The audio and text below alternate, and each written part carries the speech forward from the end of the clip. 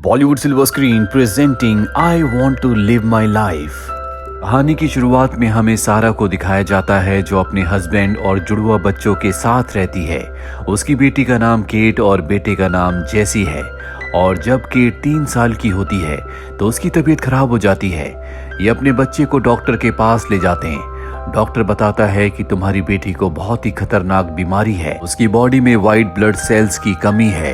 जल्दी उसे bone marrow की जरूरत होगी और कुछ वक्त के बाद उसकी किडनी भी खराब हो जाएगी।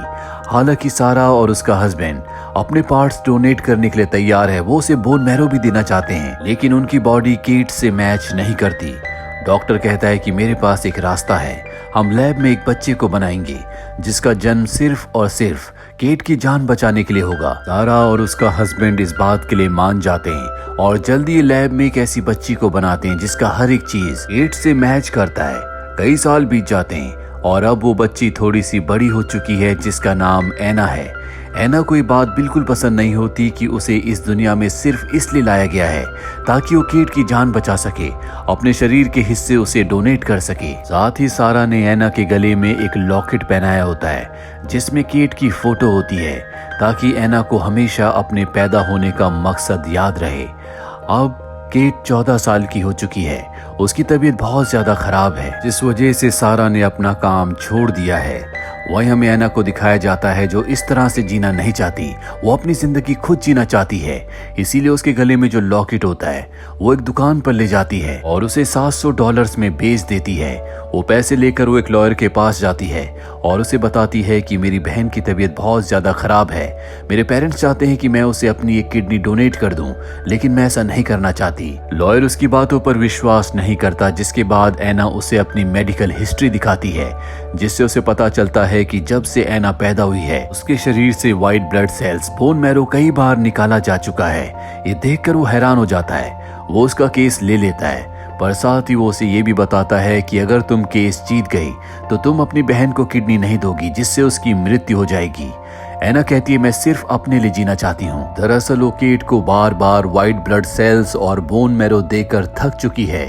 वहीं अब वो वक्त आ जाता है जब एना को केट को अपनी किडनी देनी है। उसकी मॉम, उसका पूरा परिवार हॉस्पिटल में होते हैं। तभी कोर्ट का नोटिस उसकी मॉम को मिलता है जिससे सारा को पता चलता है कि एना ने उनके ऊपर केस कर दिया है, यानी कि अब वो अपनी बहन को किडनी नहीं देगी। ये पढ़कर सारा को बहुत गुस्सा आता है। वो एना से पूछती है क्या तुम नहीं चाहती कि तुम्हारी बहन जिंदा रहे। एना कहती है कि मैं चाहती हूँ कि केट अपने बलबूते पर जिंदा रहे। ये सुनकर सारा को गुस्सा आता है। वो उसे एक थप्पड़ मारती है, लेकिन केट ये सब सुनकर बहुत खुश है क्योंकि वो नहीं चाहती कि उसकी बहन एना उसे अपनी किडनी दे। साथ ही बचपन से वो बहुत बीमार है, इसीलिए इस तरह की जिंदगी जीकर वो थक चुकी है। एना और केट के पिता भी यही चाहते हैं। वो नहीं चाहते कि अब एना के शरीर से कुछ भी निकाल कर केट की बॉडी में डाला जाए, लेकिन सारा बहुत जिद्दी है। वो किसी भी कीमत पर अपनी बेटी केट को जिंदा रखना चाहती है। रात को पूरा का पूरा परिवार डिनर टेबल पर होता है। अब सारा एना से कहती है कि तुम नहीं चाहती कि तुम्हारी बड़ी सिस्टर जिंदा रहे। एना कहती कि मैं चाहती हूँ, लेकिन अगर मैंने अपनी किडनी दी उसके बाद मेरी जिंदगी कभी नॉर्मल नहीं रहेगी। मैं किसी स्पोर्ट्स में हिस्सा नहीं ले सकती। आगे चलकर मैं कभी माँ नहीं बन पाऊंगी, ना ही अपनी मर्जी का खाना खा पाऊंगी। ये कहकर गुस्से से वहां से चली जाती है। एना के पिता उसे अपने साथ ले जाते हैं जहां वो एना को उसकी पसंद की चीजें खिलाते हैं।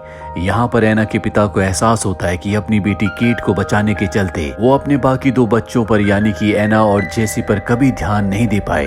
इन्हें ये भी नहीं पता कि इनके दोनों बच्चों की पसंद नापसंद क्या है। शाम को सारा अपने हस्बैंड से मिलने के लिए आती है और कहती है कि तुम्हें एना को समझाना होगा, उसे किडनी डोनेट करनी होगी। उसका हस्बैंड कहता है कि अब वो बड़ी हो चुकी है, मैं किसी भी चीज के लिए एना को मजबूर नहीं करना चाहिए। पर सारा इतनी आसानी से हार नहीं मानना चाहती, इसीलिए वो उस लॉयर के पास जाती है जिसे एना ने हायर किया है और वो उसे बताती है कि मैं भी एक लॉयर हूँ और अमेरिका के कानून के हिसाब से बच्चे जब तक 14 साल के नहीं हो जाते वो अपने पेरेंट्स, अपने गार्डियंस के ऊपर केस नहीं कर सकते। लॉयर कहता है कि मैं जानता हूँ, मैं ये भी जानता हूँ कि मैं इस केस को हार जाऊंगा, लेकिन मैंने एना की मेडिकल रिपोर्ट्स देखी हैं। 11 साल की उम्र में उसके शरीर से 2 बार बोन मैरो निकाला गया है। कई बार उसे हॉस्पिटल में एडमिट किया गया है। उसके साथ ही जो कुछ हो रहा है वो अच्छा नहीं है। वो अपने अधिकार के लिए, अपने राइट के लिए लड़ना चाहती है जिसमें मैं उसका साथ दूंगा। इसके बाद सारा अपने घर आती है। वो देखती है कि उसकी बेटी अपनी हालत से बहुत ज्यादा परेशान है, क्योंकि इस तरह की जिंदगी जीते जीते वो थक चुकी है। साथ ही उसका बार बार कीमो होने की वजह से उसके बाल भी झड़ चुके हैं, जिस वजह से वो बाहर नहीं जाती।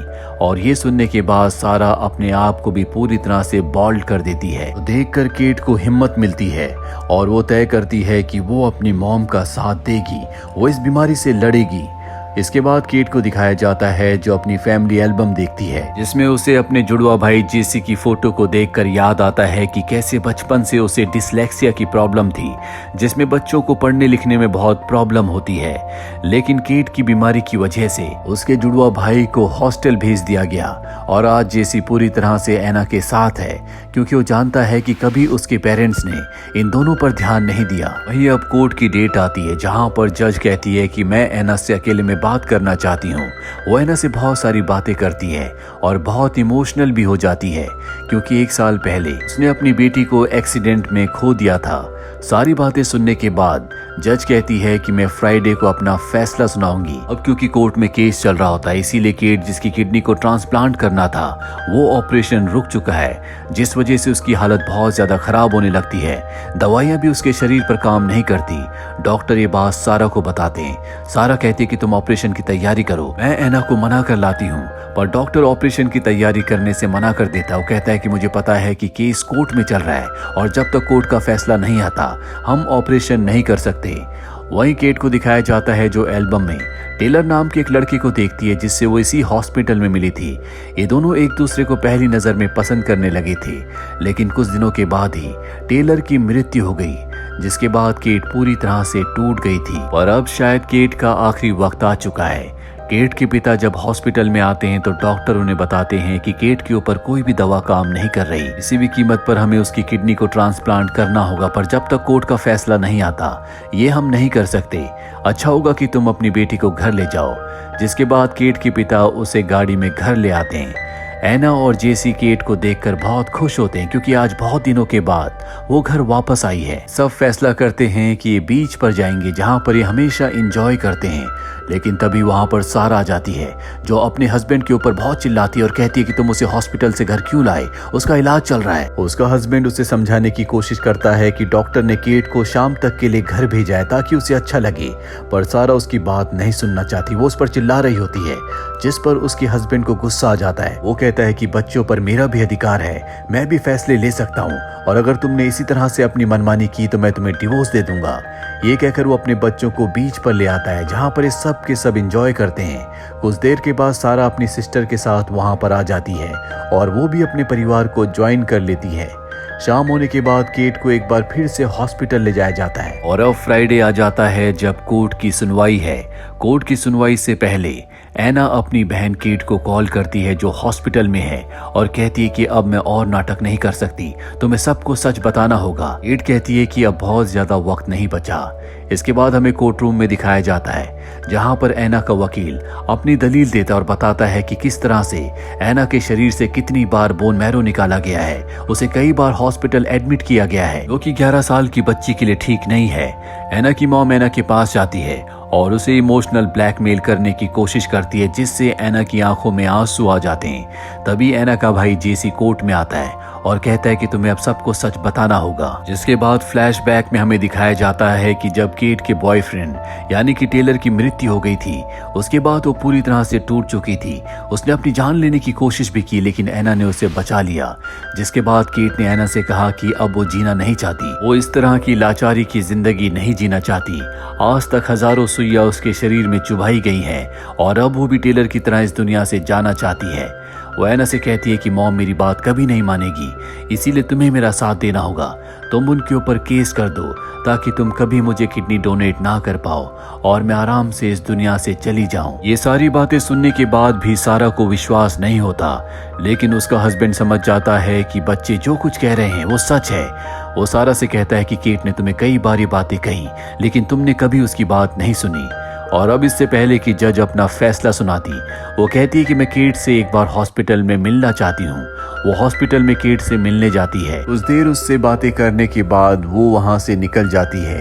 उसी शाम को दिखाया जाता है कि हॉस्पिटल में सारा के सभी रिलेटिव्स आए हैं जो कि केट से मिलते हैं और आज केट सबको फाइनल गुड बाय कहती है। वो अपने पूरे परिवार से अच्छे से मिलती है और जब सब चले जाते हैं तो वो अपनी मॉम सारा को वहीं पर रोक लेती है और अपनी एल्बम जिसमें उसकी और उसके परिवार की यादें हैं वो एल्बम वो सारा को देती है और कहती है कि अब मैं जाने के लिए तैयार हूँ।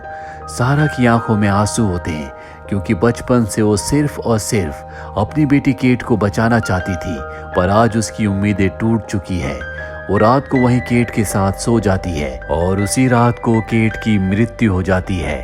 आज केट को उसकी बीमारी से, उसके दुख दर्द से हमेशा के लिए मुक्ति मिल गई। कुछ दिनों के बाद दिखाया जाता है कि एना का लॉयर उसके पास आता है और बताता है कि हम केस जीत गए, अगर तुम्हें कभी भी किसी भी चीज की जरूरत हो तो तुम मेरे पास आ सकती हो। अब कुछ वक्त के बाद का समय दिखाया जाता है जहां पर हम देखते हैं कि सारा, जिसने अपनी लॉयर की जॉब छोड़ दी थी, उसने एक बार फिर से अपना काम शुरू कर दिया है। साथ ही उसका हस्बैंड जो कि एक फायर फाइटर था वो भी अपने पैशन को फॉलो कर रहा है। अब उसने उस जॉब को छोड़कर बॉक्सिंग कोचिंग शुरू कर दी है। साथ ही एना का बड़ा भाई न्यूयॉर्क के एक कॉलेज में है। एना स्कूल में है जो कि बहुत अच्छा परफॉर्म कर रही होती है। एना अपने आप से कहती है कि वो इस दुनिया में पैदा हो सकी क्योंकि उसके पास एक बड़ी सिस्टर थी। अगर वो इस दुनिया में ना होती तो उसका जन्म कभी नहीं होता। वो बताती है कि उसका परिवार अब अलग अलग रहता है, लेकिन हर साल केट के बर्थडे के दिन वो बीच पर जाते हैं जहां जाना केट को बहुत पसंद था और एक दूसरे के साथ समय बिताते हैं। इसी के साथ ये फिल्म, ये कहानी यहीं पर खत्म हो जाती है। उम्मीद करते हैं कि ये कहानी आपको पसंद आई होगी।